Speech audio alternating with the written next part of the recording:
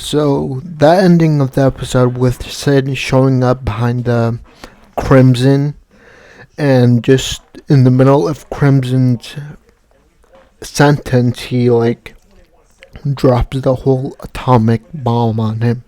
So I just found that segment of the episode pretty funny.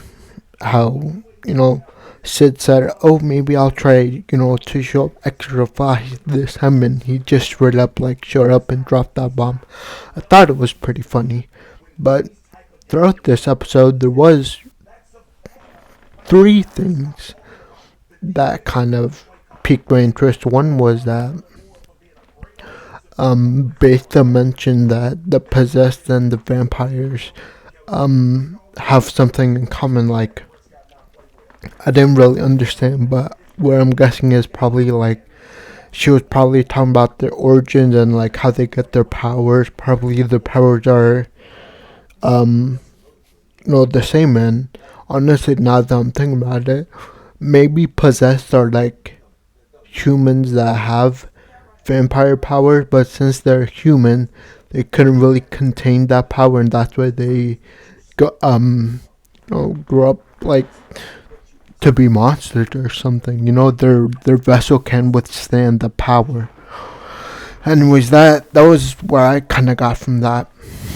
The second thing was that Claire, she mentions that she's possessed. She showed signs of being possessed since she was a little girl, and maybe to me at first I thought maybe she's over exaggerating, maybe because we saw as a little girl, I guess she was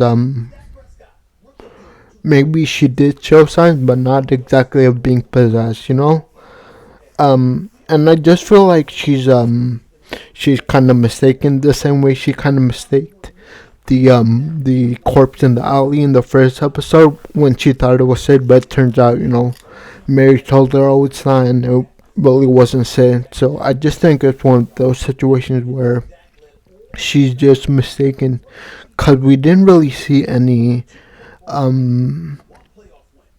clues. Well, I don't see any clues of her being possessed, and if she was really possessed, I feel like the show would show the anime would show would hint at that throughout season one, but it didn't. So I just think in this case Claire was a bit mistaken about it. But and also the last big thing that stuck out to me was that Mary kind of told Claire everything about herself, that 1,000 years ago there was her and the Blood Queen Elizabeth.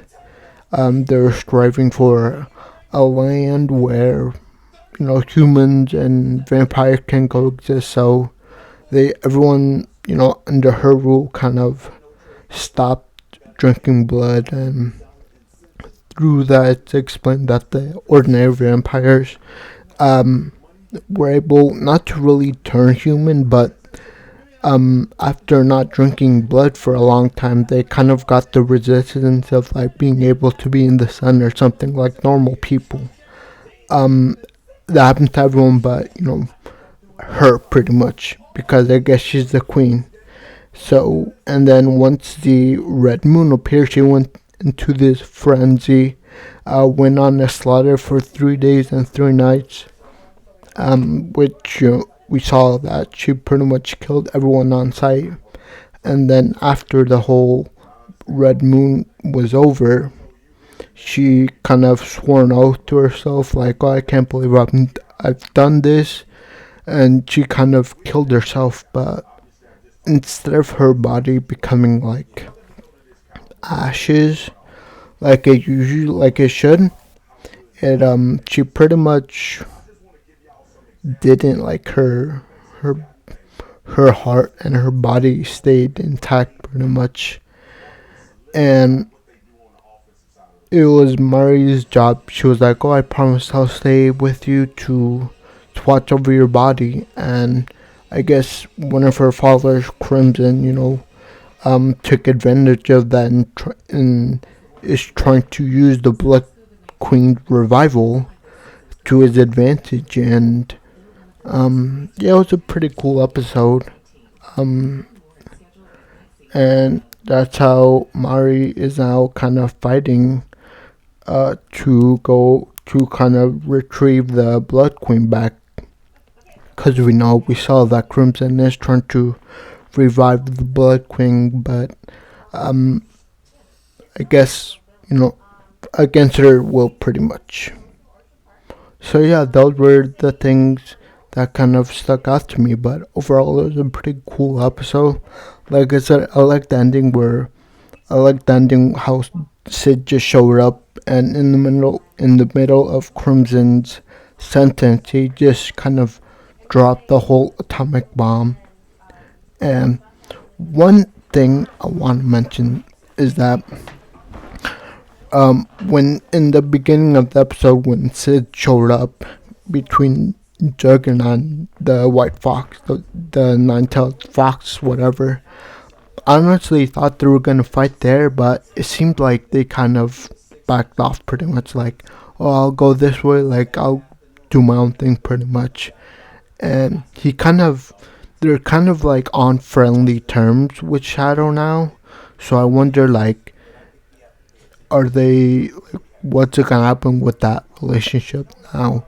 Because this is only episode 2, and we're already getting this much content. So I wonder, like, where that relationship will take them, how far that will take them with Shadow.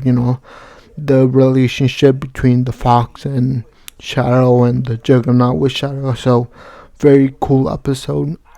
Definitely a lot to talk about. But yeah, overall, I think it was a really great episode. Honestly, I'm still kind of excited that, still pretty hyped that Eminence and Shadow is, I'm watching season 2. Kind of hard to believe because the episode was that good in season 1. So yeah, just really love this show. But I think I'm just gonna end it there. Please leave a like, subscribe, and thank you. I'll see you next time. Bye.